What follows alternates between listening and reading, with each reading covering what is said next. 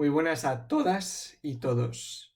Mi nombre es Dario, aquí tenéis mi correo por si tenéis preguntas y si no, ahí vamos, con la segunda parte del diagnóstico diferencial de esplenomegalia.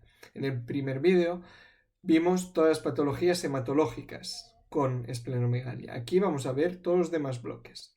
¿Qué es la esplenomegalia? Pues es un bazo de más de 250 gramos que se extiende más allá de la parrilla costal y que por lo tanto palpamos a nivel abdominal, o que en ecografía mide más de 13 centímetros. Y esto pasa en más de 90 preguntas MIR. Vamos al siguiente bloque más frecuente, infecciosas. Si vemos hepato y esplenomegalia, más fiebre, más pancitopenia, más hipergamaglobulinemia policlonal, esto huele a leishmaniasis visceral o síndrome de Kala-Azar, fiebre negra porque se oscurece la piel, es otro síntoma. Se ha preguntado 11 veces en el MIR. Otra patología muy preguntada es la mononucleosis, que cursa, como su nombre indica, con linfomonocitosis atípica. Puede cursar con esplenomegalia y además pues hay astenia, adenopatías, fiebre, malestar general, puede elevarse el perfil hepático.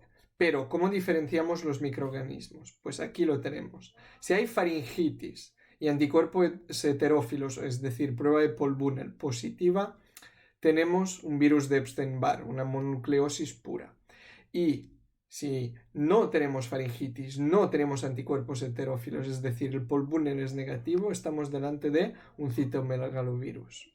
¿Qué otras enfermedades en el MIR se han preguntado con esplenomegalia? La malaria, el esquistosoma, sífilis, brucelosis, pero yo me quedaría con estas dos. La leishmaniasis con hepatoesplenomegalia y pancitopenia nos podría confundir con la tricoleucemia, pero he dicho hepatoesplenomegalia. En cambio, la tricoleucemia no suele tener hepatomegalia. ¿Esto cómo lo preguntaron recientemente? Pues con una pregunta vinculada a imagen. Veíamos esto, que es algo dentro de unos precursores en la médula, no tenemos muy claro qué son, y la clínica pues nos intentaban liar. ¿Pero qué tenía? Tenía fiebre, esplenomegalia y pancitopenia. Esto nos tenía que hacer pensar, sí o sí, en una leishmaniasis. ¿Qué nos podía liar? Pues que nos hablaban de Guinea Ecuatorial, pero que había viajado hace más de un año. Pero si nos guiamos por fiebre, esplenomegalia y pancitopenia, que marcamos Leishmania infantum y acertamos la pregunta. Otra pregunta, esta más polémica. Chico de 16 años que tenía pues un cuadro de mononucleosis por Epstein-Barr, claro, de hecho hasta nos daban el diagnóstico. Virus de Epstein-Barr positivo. Esto nos da miedo en el MIR. ¿Por qué? Porque quiere decir que nos preguntan de algo complicado. De hecho, el paciente se complica. Tiene fiebre elevada, pancitopenia, hepatitis ictérica, coagulopatía, confusión, insuficiencia respiratoria, es decir, fallo multiorgánico.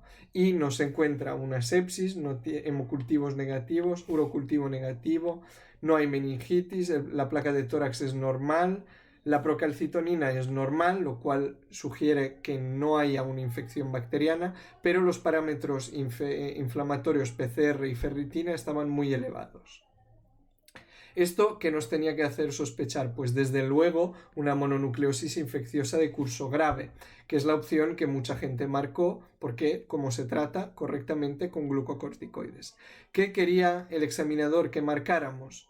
Pues una opción un poquito más genérica. ¿Por qué? Porque realizaríamos una biopsia y en función del resultado pues iniciaremos tratamiento cuando esta es más categórica.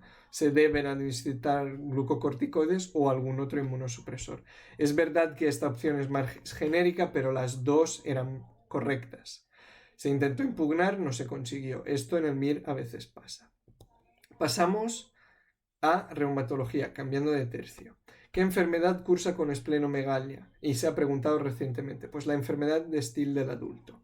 Ojo, la artritis juvenil también cursa, que es la Still juvenil, también cursa con esplenomegalia, pero lo que les suelen preguntar en el MIR es cuál eleva factor reumatoide, cuál cursa con uveitis y estas cosas.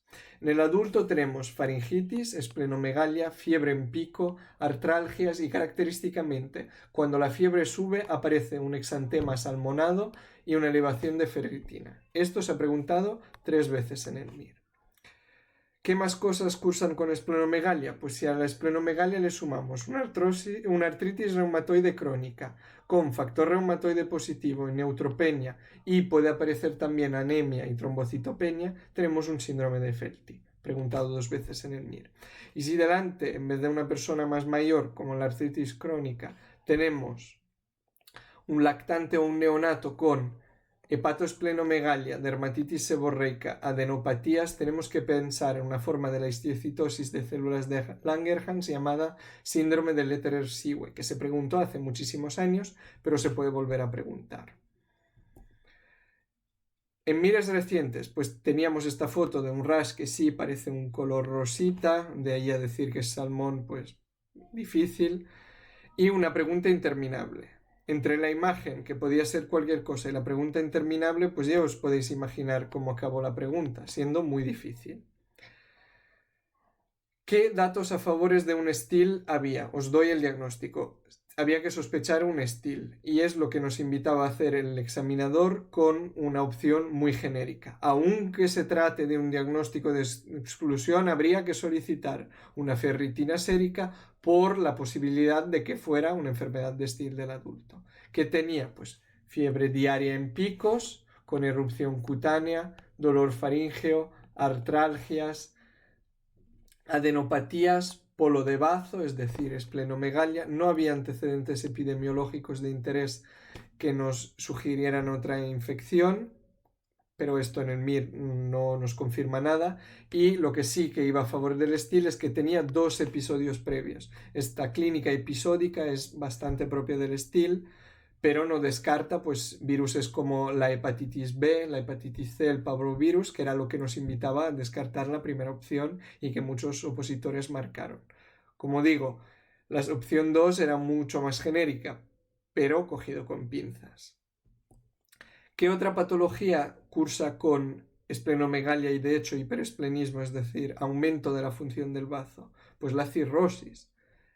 De hecho, es una de las causas más frecuentes de visceromegalia, pero en el MIR no se ha preguntado mucho. También aparece en pancreatitis crónica, en el MIR, también apareció en preguntas sobre cáncer de páncreas, también apareció en el síndrome de Wilson, porque si da cirrosis también puede dar esplenomegalia, y por último también apareció en la enfermedad de Gaucher. Vamos a ver una de las preguntas de cirrosis. Hombre de 63 años con cirrosis ya conocida, alcohólica, que se ha perdido el seguimiento y se presenta por ascitis con un Child Pugh moderado de 8. Tiene una prueba antigua de hace 2 años donde ya tenía esplenomegalia y varices de grado 4. ¿Qué opción es la más incorrecta? Pues es un paciente estable que no tiene ni fiebre ni dolor, pero es un primer episodio de cirrosis y se debería de estudiar. Habría que hacer una paracentesis. Como es una aparición de novo, no sabemos cuándo ha aparecido, pero es la primera vez que lo tiene, habría que repetir la ecografía. ¿Por qué? Porque en causas de cirrosis está el hepatocarcinoma, está la trombosis de vena porta y estas se ven en ecografía. Además, tiene varices muy grandes, por lo que si bien no han sangrado, mejora su pronóstico si lo tratamos con betabloqueantes no cardioselectivos. ¿Qué era lo más incorrecto? Pues que no hace falta que los diuréticos se los demos en un periodo de hospitalización. El manejo del tratamiento se puede hacer puramente de manera ambulatoria. Y, por última, una pregunta del MIR 2014, una niña de 8 años con hepatosplenomegalia y no nos dan ningún otro tipo de clínica. Nos hablan de glucocerebrosidasa y nos piden cuál es el diagnóstico. Pues visceromegalia y glucocerebrosidasa nos tiene que sonar a Gaucher. Gaucher de glucocerebrosidasa, G, y A y R para acordarnos que es de herencia autosómica recesiva. ¿Por qué no puede ser ninguna de las demás? Porque la ataxia cerebelosa nos deberían hablar de ataxia, que no tiene. La enfermedad de Huntington suele presentar clínica en edad adulta, no en una niña de 8 años. Y la enfermedad de Fabry también tiene afectación neurológica, una neuropatía dolorosa, además de los angioqueratomas. Y nada, con esto hemos repasado todas las causas de hepatosplenomegalia, tanto en hematología como en otros bloques. Así que enhorabuena por haber aguantado hasta aquí y un abrazo a todas y a todos.